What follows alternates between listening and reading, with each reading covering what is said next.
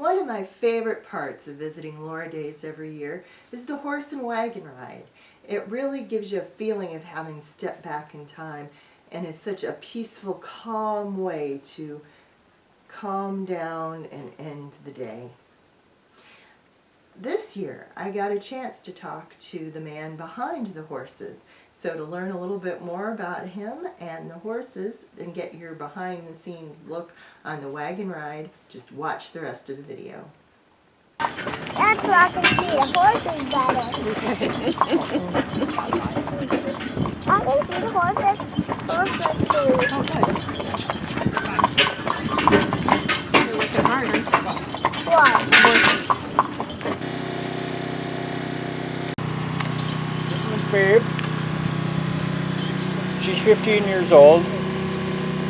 I raised her from a baby, like her other sister, Bonnie. I raised her. She's 14 years old.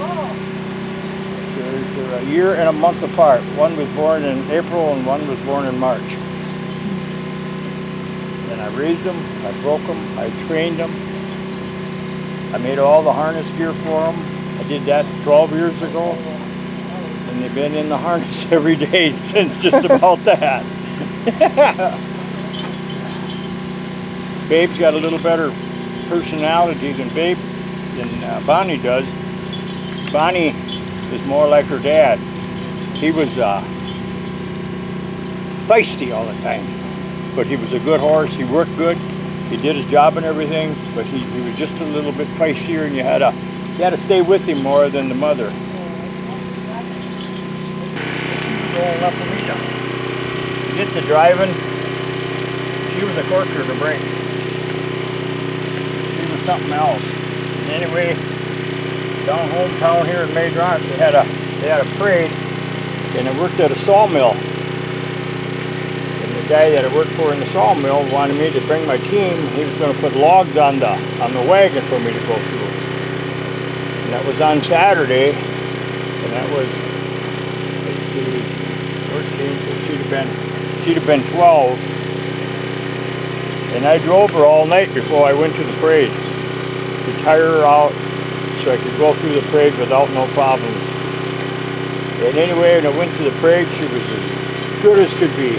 Never had no problems with either one of them. And I got about half a mile from home. I drove them down to the parade, so I tired her out a little bit. I got about a half a mile away from home, and she decided to take the bit and go herself. So then, I still was hooked onto that little logs.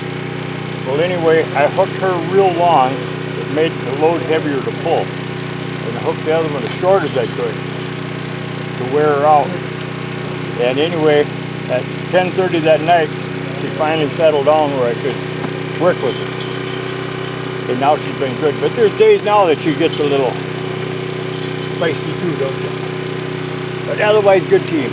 Good team. Good team. This is my 19th year of doing this for Laura Ingalls. 19 years. I said I'm going to do one more year and then I might retire from it.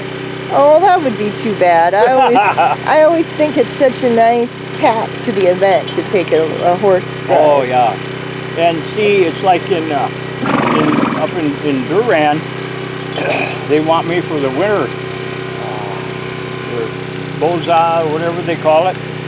But it's hard for me because I got either Pippin here or in Stockholm. And usually in Pippin it's Friday night, and then on Saturday it's down in Stockholm. And it's hard for me to, and it's usually the first weekend of the month of December, and it's hard for me to get in there. I can't make time. And anyway, last year a lady called me, and I said, I can't do it. She said, we'll pay you well. I said, I'm not worried about that. I said, there's not enough time there to do it. Oh man, she said, you sure? Do you know of anybody else with horses with a team? I said, I do, my brother. But I said, that was last year, but he had had a heart attack. Oh no. And he couldn't do it. He couldn't do it. So I said, not really. And she said, it's hard to find somebody with a team of horses for these events anymore. And she said, it's not so much of the younger people that like to see them as it is the older older people, you know. And I said I understand that because a lot of them, the older people went to school with horses and buggy or a sled or something, you know, and they just, yeah, she said, you're so right, you're so right. So this year, she said that they're going to try maybe do it the following weekend so that I could get in there to help them. That's Well, I'll tell you, little girls though can go horse crazy. Oh yeah.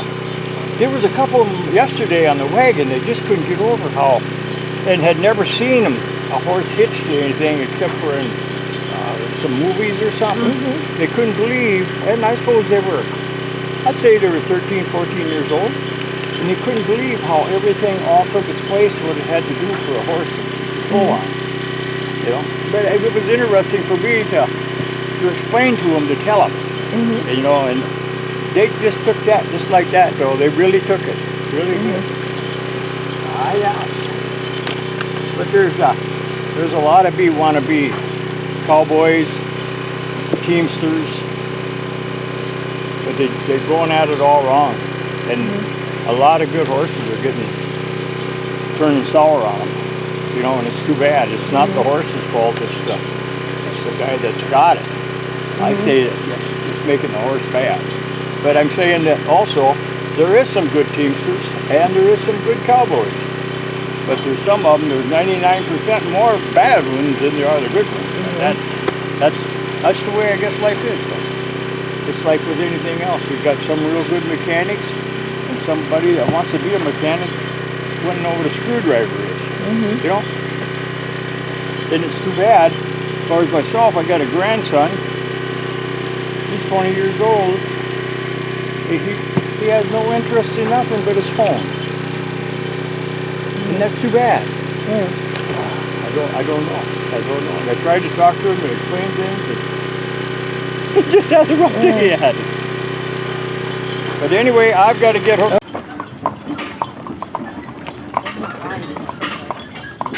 That's good.